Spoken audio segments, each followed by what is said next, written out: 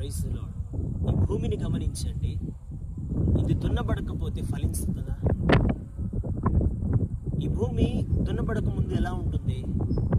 ఎడారిలాగా ఉంటుంది, పనికిరానిదిగా ఉంటుంది, ఒక సారము కలిగిన నేలగా కనపడదు. ఎందుకంటే ఈ భూమిలో రాళ్ళు ఉంటాయి, ముండ్ల పొదలు ఉంటాయి, గచ్చ పొదలు ఉంటాయి, పెద్ద పెద్ద రాళ్ళు ఉంటాయి.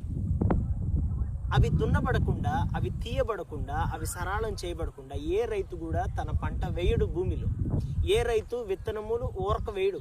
రోడ్డు మీద వేసేసి వెళ్ళిపోయాడు అనుకోండి, అది ఫలిస్తుందా? రాళ్లలో వేసాడు అనుకోండి, అది ఫలిస్తుందా? ముండ్లున్న చోట వేసాడు అనుకోండి, ఫలిస్తుందా? ఫలించదు. ఎందుకు ఫలించదంటే ఆ విత్తనం పడిన తర్వాత అది నేలలోనికి వెళ్ళాలి, ఆ విత్తనం చచ్చిపోవాలి. చచ్చిపోయిన తర్వాత దానికి నీరు కట్టిన తర్వాత కొన్నాళ్లకు అది మరలా బ్రతుకుతుంది.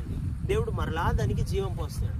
ఎప్పుడైతే నీ లైఫ్లో కూడా కష్టాలు, బాధలు, వేదనలు నేను చుట్టుముడుతున్నప్పుడు దేవుడు కొన్ని పరిస్థితుల ద్వారా కొన్ని పాఠాలు నీకు నేర్పిస్తారు. ఎవరు నిజమైన వ్యక్తులు, ఎవరు నీతో ఉండే వ్యక్తులు, ఎవరి బంధాలు నిజమైనవి, ఎవరి బంధాలు నీతో సదాకాలం ఉండేవి, ఎవరు నిజమైన ప్రేమతో నిన్ను ప్రేమించేవాళ్ళు నీకు కష్టాలు ఉన్నప్పుడే నీకు అర్థమవుతుంది, నీకు బాధలు ఉన్నప్పుడే అర్థమవుతుంది. అంతేలే కానీ కష్టాలు రాకుండా, కన్నీళ్ళు రాకుండా నీ జీవితం ఎప్పుడు సుఖ ప్రయాణంగానే జరగాలి, సుఖంగానే ప్రయాణించాలి, ఎప్పుడు ఆనందంలోనే ప్రయాణించాలి అని అనుకుంటే నీ ఆలోచన విధానం సరైనది కాదు అని ఈరోజు నేను తెలియజేస్తున్నాను. ఈ భూమి ఎప్పుడైతే దున్నబడుతుందో పంట పండడానికి వీలవుతుంది.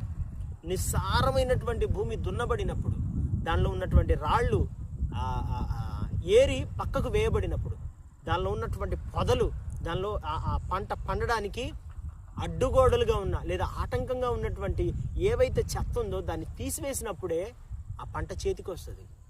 ఆ పంట ఆశీర్వాదకరంగా మారుతుంది, ఆ పంట దీవెనకరంగా మారుతుంది. నీ లైఫ్ కూడా అంతే. నువ్వు ఎంత బాధ అనుభవిస్తున్నావో, నువ్వు ఎంత వేదన అనుభవిస్తున్నావో, ఎంత కన్నీళ్ళు అనుభవిస్తున్నావో, నీ లైఫ్లో ఎంత దుఃఖాన్ని అనుభవిస్తున్నావు, ఎవరికి చెప్పుకోలేని బాధ కావచ్చు, 4 గోడల మధ్య ఎంత నలిగిపోతున్నావు. కానీ దేవుని యందు విశ్వాసాన్ని మాత్రం పట్టు విడవద్దు సహోదరి. ప్రార్థనలో మాత్రం పట్టు విడవద్దు. ప్రార్థన చేస్తూనే ఉండండి. నీ లైఫ్లో కూడా ఒక టైం ఉంది, నీ లైఫ్లో కూడా ఒక సమయం ఉంది.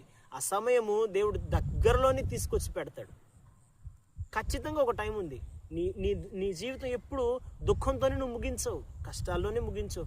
ఎప్పుడు కష్టాలే బ్రదర్, నాకు ఎప్పుడూ బాధలే, నాకు సంవత్సరాల నుంచి ఒకే బాధ, సంవత్సరాల నుంచి ఒకే పోరాటం, లేదా ఏదైనా కావచ్చు, నీ బాధకి కారణం ఏదైనా కావచ్చు, సంవత్సరాల నుంచి నువ్వు అనుభవిస్తూ ఉండొచ్చు. కానీ ఒకటి మాత్రం గుర్తుపెట్టుకో, దేవుడు దానిలోని నీ జీవితాన్ని ముగించడు. నీకంటూ ఒక శుభ ప్రయాణం ఉంది, నీకంటూ ఒక శుభ గడియలు ఉన్నాయి, నీకంటూ